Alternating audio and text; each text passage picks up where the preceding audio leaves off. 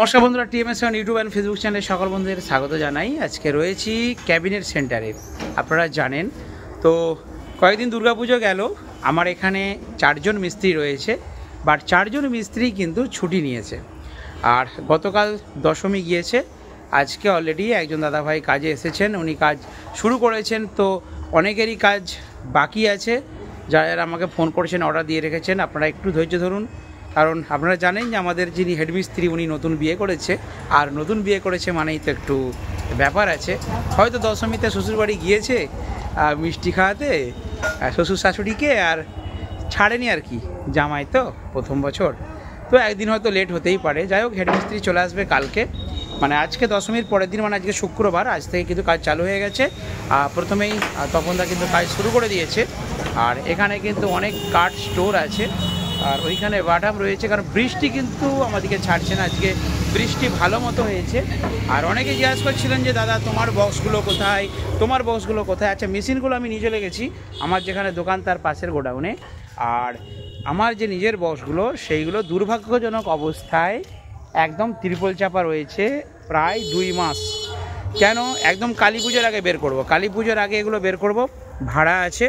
তো কেন চলে গিয়েছে, মানে কেন এরকম অবস্থায় আছে তার কারণটা বলি। দোকানে এত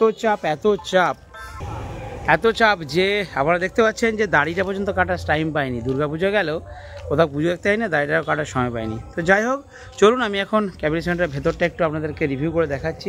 যদিও মাল কিচ্ছু এখানে নেই, সব মাল চলে গেছে সেই দোকানে। টোটাল যতগুলো ক্যাবিনেট তৈরি হয়েছে টোটাল রং হয়ে গেছে, রেডি আছে। আর এখানে আবার আজ থেকে কাজ স্টার্ট হচ্ছে, তারপর এখানে আস্তে আস্তে মাল জমায়েত হবে। আর নতুন একটা রুম দেখেছি, সেখানে কিন্তু ক্যাবিনেট সেন্টার নিয়ে চলে যাবে।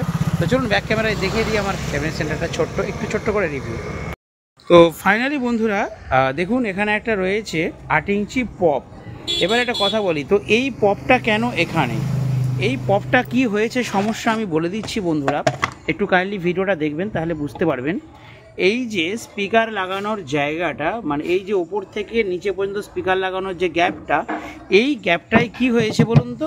গ্যাপটার মধ্যে আমরা তো আগে সুইটন 8 ইঞ্চির স্পিকার দিয়ে করেছিলাম, তার যে মাপটা ছিল ঘরের মাপটা, সেই মাপের করা আছে। আর এখন কিওয়ানের 250 ওয়াটটা নিয়ে এসে লাগাচ্ছি, আর ম্যাগনেটটা উপরে ঠেকে যাচ্ছে, এই হচ্ছে বিভ্রান্তি। তো এটাকে একটু মডিফাই করব, এটা আমাদের স্যাম্পেল, এটা বন্ধুদের জন্য নয়। এটা এখানে ক্যাবিনেট সেন্টার আছে, এখানে আমরা বাজিয়ে দেখব, এবং ওর মাপে কিন্তু আমরা ভেতরের যে মাপটা সেটা আমরা রেডি করে তারপর এটাকে একটা ফাইনাল মাপ পাবো, তারপর ফাইনাল মাপটা আমরা রেডি করব। আচ্ছা, নেট একটা 18 ইঞ্চি রয়েছে এখানে, এই মাপে 18 ইঞ্চি টুপগুলো হচ্ছে। আর প্লাই দেখুন মোটামুটি কিছুটা স্টক আছে, পুজো গেল তাই শেষ হয়ে গেছে। তো এরপর কাজ চালু হয়েছে, মানে আবার প্লাই নিয়ে আসবো, আস্তে আস্তে কাজ বাড়বে।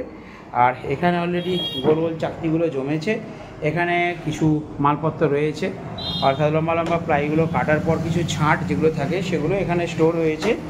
আর একটা কথা বলি, আমি কিন্তু সুপার কিং, এই যে কোম্পানি আছে সুপার কিংয়ের প্লাই দিয়ে কিন্তু কাজ করি।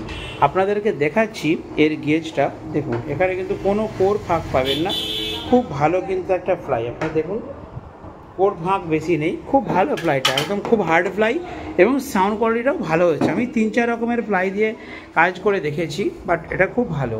আর মিস্ত্রি দাদাভাইরা গান শোনবার জন্য আমার দোকান থেকে তুলে এনেছে একটা 120 মেশিন, আর তার সাথে তুলে এনেছে একটা কিন্তু JBL বক্স, দেখতেই পাচ্ছেন। আচ্ছা, এই বক্সটা কখন নিয়ে এলো গো?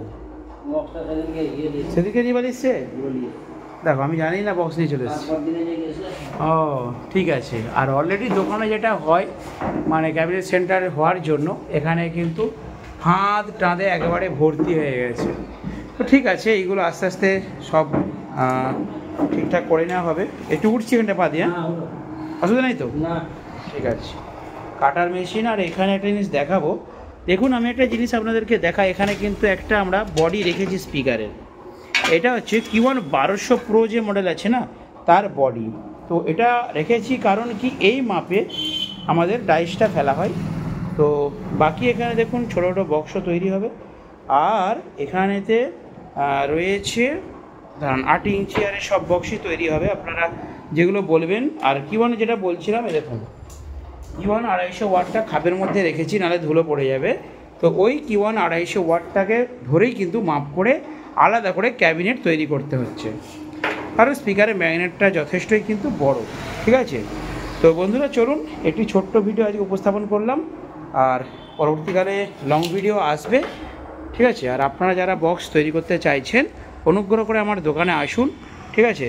দোকানে আসলে আমি আপনাদেরকে আরও ভালো করে বোঝাতে পারবো, বিভিন্ন ব্যবসার প্ল্যান দিতে পারবো, এবং কীরকম সেট করলে কত খরচ হবে, কীরকম বাজেটের করবেন, সব কিছু বিস্তারিত বলতে পারবো।